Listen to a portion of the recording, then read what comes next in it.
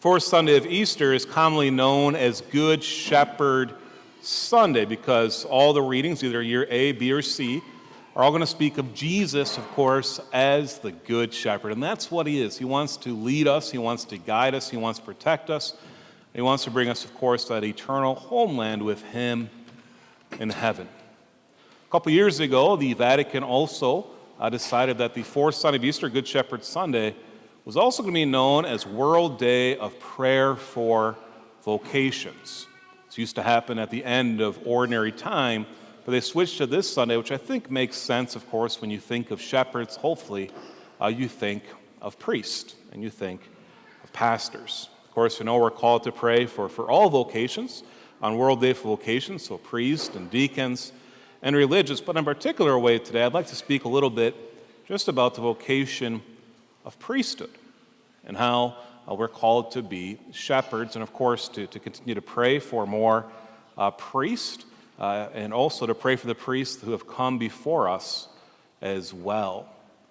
One of the things that always strikes me is when we do the prayer for vocations. Here at St. John the Baptist, we've been doing that prayer ever since I came. I'll be honest, I brought it with me because I've had it in my home parish at St. Joe's in West St. Paul. And there's always a line in there that struck me and still strikes me today in that prayer for vocations where it says, "Choose from our homes those needed for your work." Choose from our homes those needed for your work.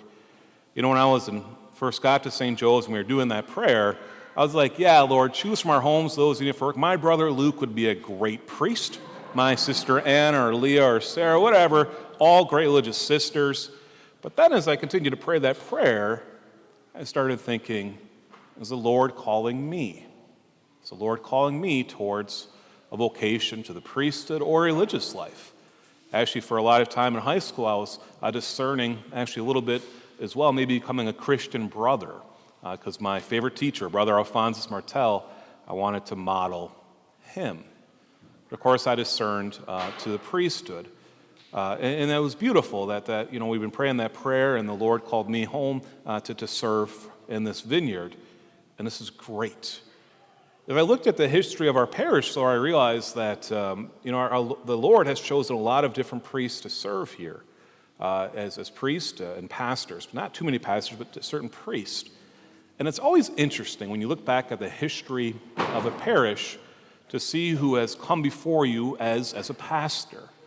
And so I've done a little research. I like doing history. I like looking at research. What I've noticed about the priests who have come before here at St. John's is that, they're not exactly similar. We're not all alike. I mean, you know that. I'm a little different than Father Dash. I'm a little bit younger than he was, and I probably have a different preaching style and everything like that.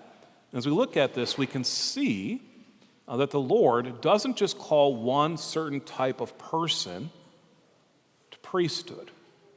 We're not a cookie-cutter type of priest. We're all different. We're all unique. We have different gifts and talents and different weaknesses as well.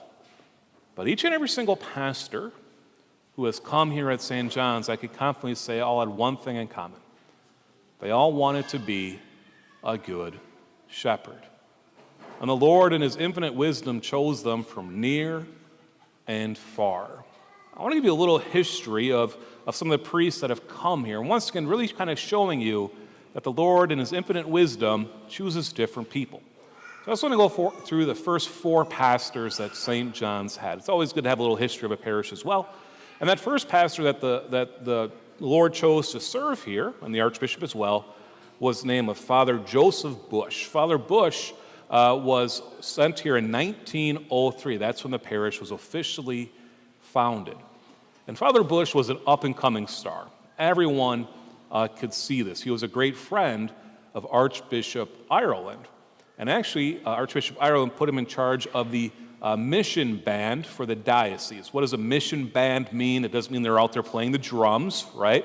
A mission band is a band of people that would go out and try to teach the Catholic faith. So we go to different places around, actually the whole state of Minnesota and beyond as well back then in 1903. But the station was here in Excelsior. And Father Bush did a great job.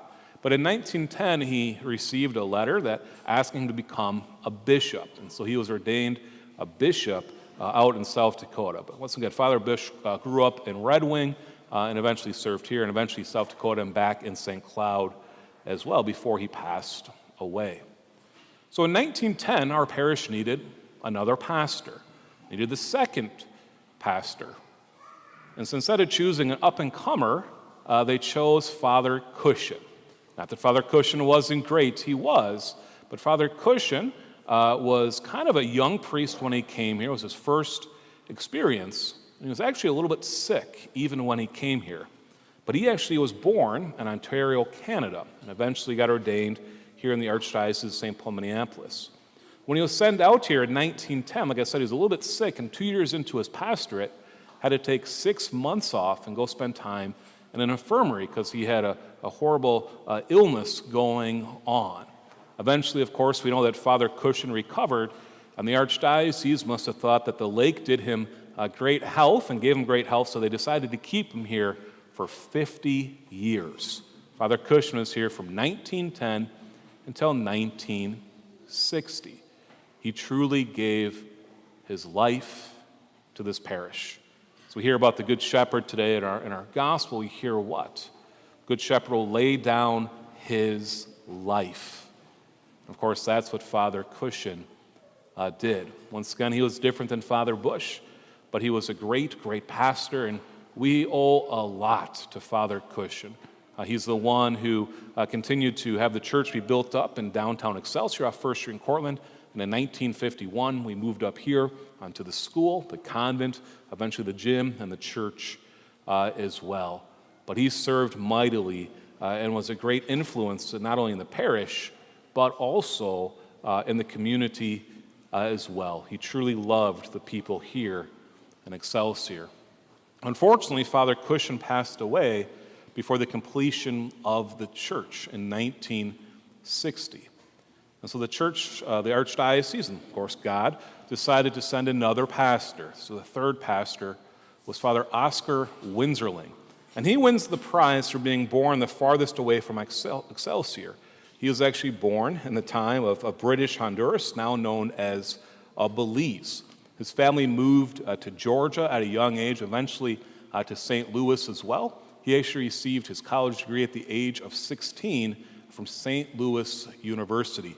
Father Winsorling was a brilliant man. He went on and got his doctorate from Cal Berkeley and eventually started teaching in a couple different colleges as well. He actually published a couple books as well at the same time. Well, at a young age, after being teaching for a while, he got in a horrible traffic accident. And because of that, he was in and out of the hospitals for the next 5 to 6 years and started to discern, what is God calling him to do? And God was calling him towards the priesthood, to become a shepherd. And so that's what he did. And he was assigned here in 1960 and served from 1960 until 1971. When he was sent out, he had a great decree from the Archdiocese. It went like this: St. John the Baptist has a huge amount of debt. It's your job to pay it off. Sign me up, right? But of course, that's what he did. I mean, the church was growing, which is beautiful. They had just built the school and the gym and the church, but now they had to pay it off. And so for 11 years, Father Winsorling labored at that. And at the end of 1971, he was asked to retire. And he did not want to retire, but the Archbishop, I think at that time, realized, he's getting a little older, it'll be better for his health to retire. But once again, he fought that a little bit. Rumor has it that he challenged the Archbishop to a race around the church, and whoever won got to make the decision. The Archbishop declined that offer, by the way. But once again, Father Winsorling absolutely loved this parish. Although it is said he led more with a stick than a carrot, he gave his life to the service of different parishes, including here. He loved it so much that he's actually buried at our cemetery, as is Father Cushion. In 1971, we received another pastor. Our fourth pastor was Father William Bullock. Father Bullock was born in Maple Lake, Minnesota, He grew up on a farm and did not want to be a farmer, so he moved to the cities as quick as possible. And he got ordained to the priesthood, and for 16 years served at St. Thomas Academy as the head master. But the whole time he was there, he truly desired to be in a parish. And so in 1971, he received the call to come out here to St. John the Baptist in Excelsior. And he served here for 9 years. Father Winsorling, Father Bullock, eventually Bishop Bullock, truly had a love for the liturgy. And he did a lot to increase and enhance the liturgy here at St. John the Baptist. Vatican II was fresh, had just happened, 8-9 years before that. And so they're trying to implement some of those changes as well. Father Bullock as well, I really wanted to get the laity involved as much as possible. In 1980, Father Bullock received a call asking him to become the auxiliary bishop of St. Paul in Minneapolis.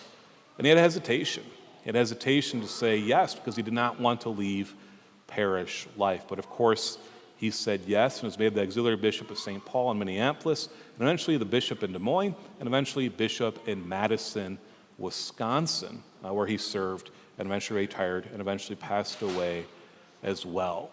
As we look at these 4 pastors that have come before us, and there's 4 more after, we could go through that list as well, we know that we're all a little bit different, and that's good. We all have that same thing. We all want to shepherd. And always is that hesitation. I can tell you as a priest, when you're in the seminary, the biggest worry you have is this: can I do it? Can I truly do this? As I shared on my Holy Thursday homily, no, you can't. But God can. God will provide. And God will always provide good shepherds because he himself is the good shepherd. And so what priests are called to do, what religious are called to do, what deacons are called to do, what married couples are called to do as well, is to lay down your life of service, to serve and to be served. But today in a special way, let's continue to pray. Let's continue to pray that the Lord may raise up more holy shepherds, more good priests to serve him in his vineyard. And if he so wills, to choose from our homes those needed for his work.